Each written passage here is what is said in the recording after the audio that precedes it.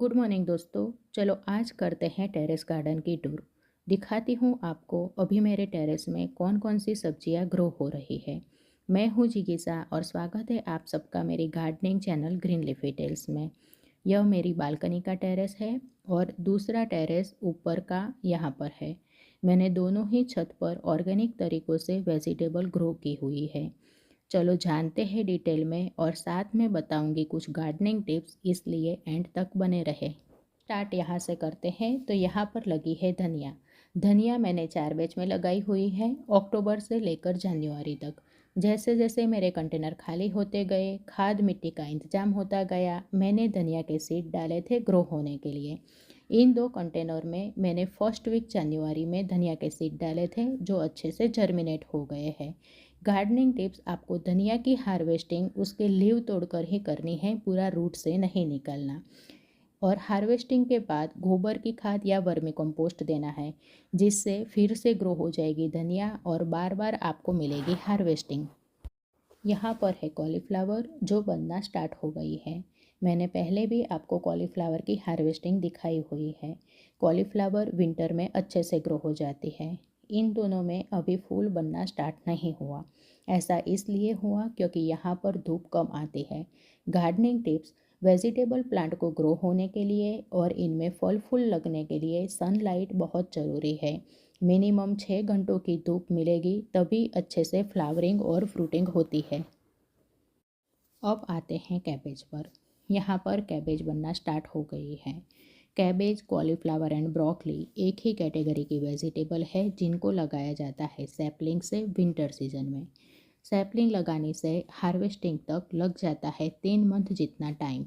Gardening tips, आपको अभी mid जनवरी में इन वेजिटेबल की पौध नहीं लगानी चाहिए, क्योंकि जैसे ही गर्मी स्टार्ट होगी इनकी ग्रोथ अच्छे से नहीं होगी और पेस्ट अटैक भी ज़्यादा होगा। इसलिए टेरेस पर हमें सीजन के अकॉर्डिंग ही वेजिटेबल ग्रो करनी चाहिए, जिससे हमारी गार्डनिंग आसान बनी रहे और हमें अच्छी हेल्दी ऑर्गेनिक वेजिटेबल की हार्वेस्टिंग मिलती रहे। पालक एक इजीएस्ट वेजिटेबल है बिगनर गार्डनर के लिए। आप अभी जनवरी में भी इसे ग्रो कर सकते हो। गार्डनिंग टिप्स, आपको पालक ग्रो करना चाहिए चौड़े कंटेनर में और हो सके तो 3-4 कंटेनर में एक साथ ग्रो करना चाहिए, जिससे आपकी घर की ज़रूरत पूरी हो सके आपके टेरेस गार्डन से ही।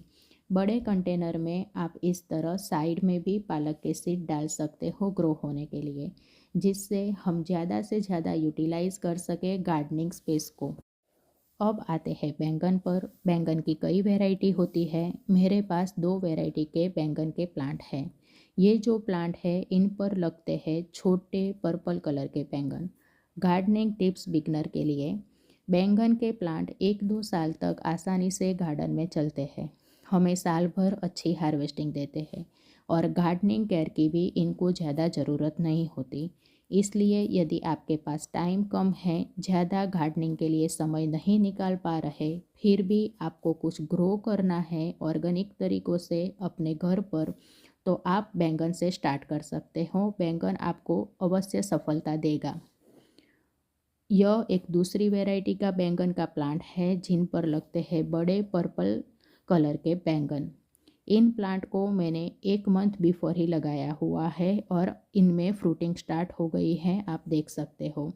बैंगन में रिज़ल्ट बहुत फास्ट मिलता है, इसलिए आप अपनी ऑर्गेनिक वेजिटेबल गार्डनिंग की जर्नी स्टार्ट कर सकते हो बैंगन से। नर्सरी से रेडीमेड पौध भी मिल जाएगी आपको। यहाँ पर है टमाटर के प्लांट। कुछ टमाटर प्लांट की सैपलिंग मैंने मार्केट से ख़रीदी हुई है और कुछ किचन वेस्ट के सीड से अपने आप ग्रो हो गए थे और मैंने बाद में यहाँ पर ट्रांसप्लांट किया हुआ है। दोनों में अभी मुझे कुछ फ़र्क नहीं दिख रहा। सारे प्लांट पर अच्छे से फ्लावरिंग और फ्रूटिंग हो रही है। गार्डनिंग टिप्स फॉर बिगनर, टमाटर को आप किचन के टमाटर से भी ग्रो कर सकते हो, पर अच्छी हार्वेस्टिंग के लिए आपको ध्यान में रखना है कंटेनर की साइज़। मिनिमम 15 बाय 15 इंच की साइज़ आपको रखनी है, तब जाके आपको हेल्दी हार्वेस्टिंग मिलेगी। टमाटर की कैल्शियम की रिक्वायरमेंट भी ज़्यादा होती है, इसलिए कैल्शियम रिच सोर्स आपको ऐड करना है सॉइल मिक्स में। जैसे कि चूना, केले के छिलके, अंडों के छिलके, चॉक पाउडर या बोन मील पाउडर, जिससे टमाटर की साइज़ बड़ी आएगी और ब्लॉसम एंड रॉट डिसीज नहीं आएगा। इससे फ्लावर ड्रॉपिंग की समस्या भी कम होगी। दूसरा, टमाटर की स्टेम वीक होती है, इसलिए हमें लकड़ी से सहारा देना है। मिर्च की तरह टमाटर में भी लीफ कर्ल का प्रॉब्लम आ सकता है। इन दो प्लांट में लीफ कर्ल हुआ है, पत्ते नीचे की ओर मुड़ रहे हैं, पर फ्रूटिंग अच्छी है, अच्छे से टमाटर लगे हुए हैं। इसलिए मैंने अभी इन दोनों प्लांट को रहने दिया है। रेगुलर छाछ का स्प्रे करके आप कुछ हद तक लीफ कर्ल को कंट्रोल कर सकते हो। यहाँ पर है मिर्ची, इन पर मिर्ची लगना स्टार्ट हो गया है। गार्डनिंग टिप, मिर्ची को किचन गार्डन में ग्रो करना ऑर्गेनिक तरीक़ों से बहुत ही डिफ़िकल्ट है। मिर्ची में फ्रीक्वेंट पेस्ट अटैक होते हैं, इसलिए मिर्ची को आप तभी ग्रो करो जब थोड़ा गार्डनिंग में एक्सपर्ट बन जाओ। मेरे इन दो प्लांट में भी लीफ कर्ल का अटैक हो गया था। पुराने पत्ते सब जो ख़राब हो गए थे मैंने निकाल दिए। अब नए पत्ते जो आ रहे हैं वह अच्छे हैं। कई बार यह प्रॉब्लम इतना बढ़ जाता है कि हमें पूरा प्लांट उखाड़कर फेंक देना पड़ता है। टेरेस गार्डनिंग में खाद मिट्टी की कमी, जगह की कमी हमेशा रहती है। गार्डनिंग टिप, इसलिए मैं धनिया के सीड डाल देती हूँ बड़े कंटेनर की साइड में, ऐसे ग्रो होने के लिए, जिससे हम कम स्पेस में भी ज़्यादा सब्जियाँ ग्रो कर पाते हैं। और कोरिएंडर की ज़रूरत तो हमारे किचन में हमेशा रहती है। गार्डनिंग वर्क में अभी क्या चल रहा है चलो दिखाती हूँ।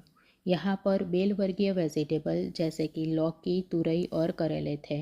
इनमें से काफ़ी बेल मैंने निकाल दी है, क्योंकि अब मुझे चाहिए खाली कंटेनर समर सीज़न की वेजिटेबल लगाने के लिए। यहाँ पर काम हो रहा है मिट्टी पर।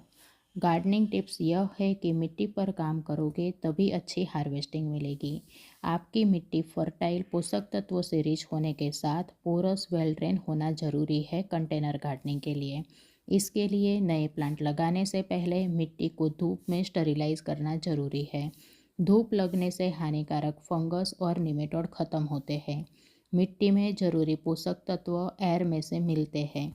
मिट्टी को स्टरिलाइज करके खाद मिला के अभी मैं कंटेनर भर रही हूँ समर सीजन के वेजिटेबल लगाने के लिए। कौन कौन सी वेजिटेबल मैं लगाऊंगी और कौन कौन सी वेजिटेबल आप ग्रो कर सकते हो आपके टेरेस गार्डन में समर सीजन में, बताऊंगी आपको नेक्स्ट वीडियो में। बड़े कंटेनर भरने के लिए आप यूज़ कर सकते हो किचन का वेस्ट और गार्डन का वेस्ट, जिससे आपके कंटेनर लाइट वेट रहेंगे और आपकी खाद मिट्टी की रिक्वायरमेंट भी कम हो जाएगी। एक सीज़न के बाद जब आप अपने कंटेनर खाली करोगे तो आपको मिलेगी रेडी खाद। बस आज के वीडियो में इतना ही। बाय, टेक केयर और please subscribe my gardening channel. मिलते हैं नेक्स्ट वीडियो में और नई गार्डनिंग जानकारी के साथ।